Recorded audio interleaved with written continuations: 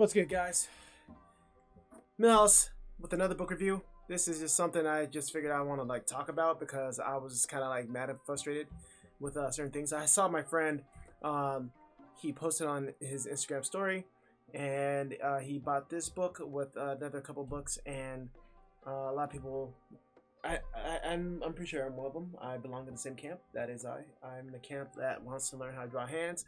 I remembered that I try to make it my onset mission to be able to draw hands.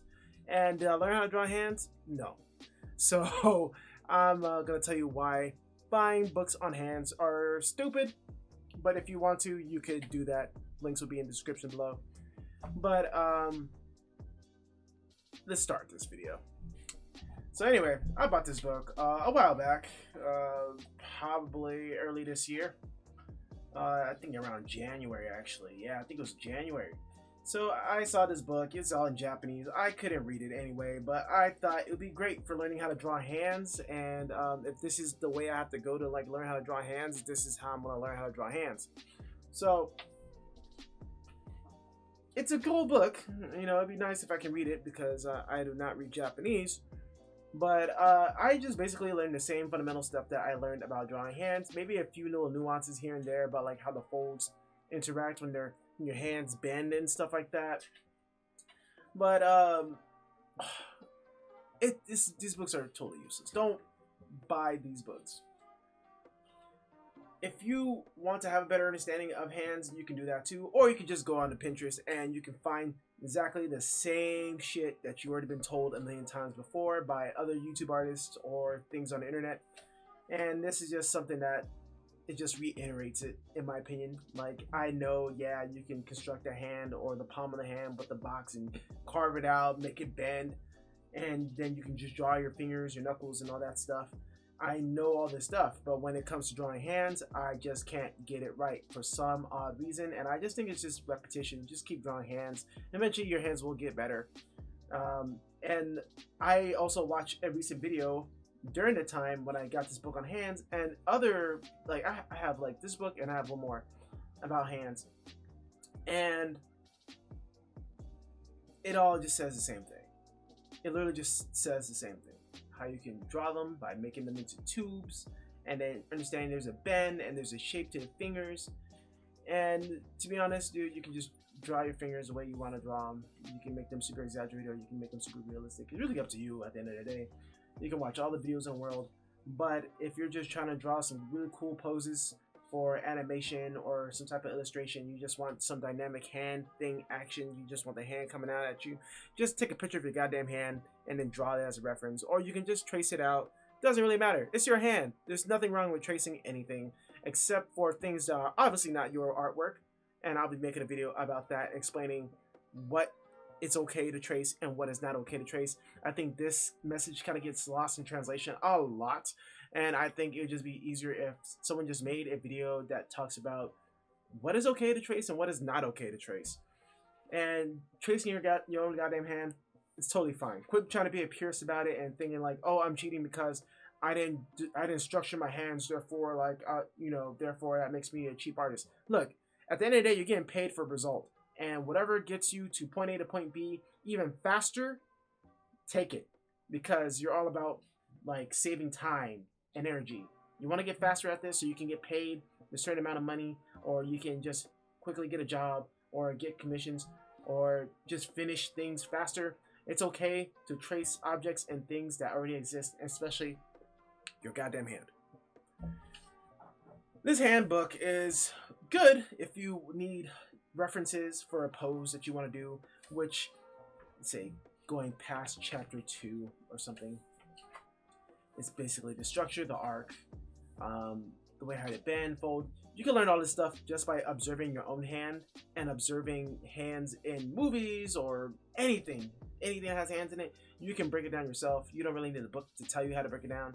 This stuff is something that's been told a million times over and over and over again. So, and after watching Ethan Becker video, it just kind of reaffirmed that why am I trying to be a master of drawing hands when there are a handful, like literally a handful, no pun intended, of hands that people use all the time. Just learn how to draw those hands, and then everything will be Gucci.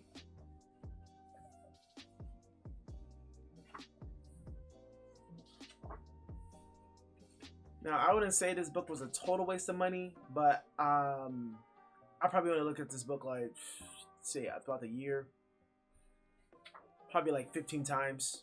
And the 15 times is all early in the year before the lockdown. So after the lockdown, I have never went back to this book.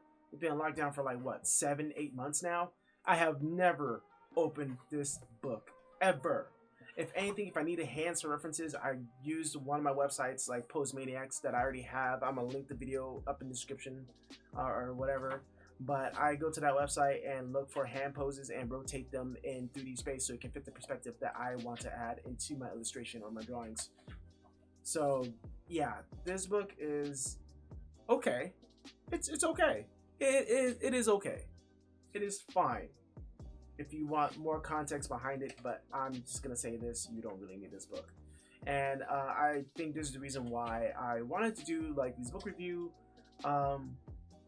This book review series. So like, you know, I bought a bunch of books. I already like went through majority of them, and I'm gonna just let you know you can save your money on this one. Still a good book, but you can still save your money on this one. Like, guaranteed, you can find any of these drawings. Probably not the ones from this book, but you can find them on Pinterest. Just type it up. Playing on a guitar, playing on drums. You're gonna have some real life photos, use that. It doesn't really matter.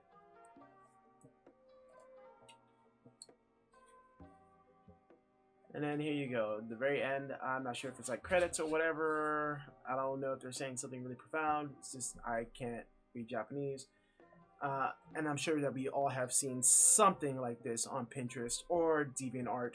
Anywhere we're looking for art, even on Google, you can find pages like this. And whatever hand that you're trying to learn how to draw for your illustration or drawing, or just for reference to study, you can find them all on Google. And that's all I'm about to say about this book and my thoughts on hands in general.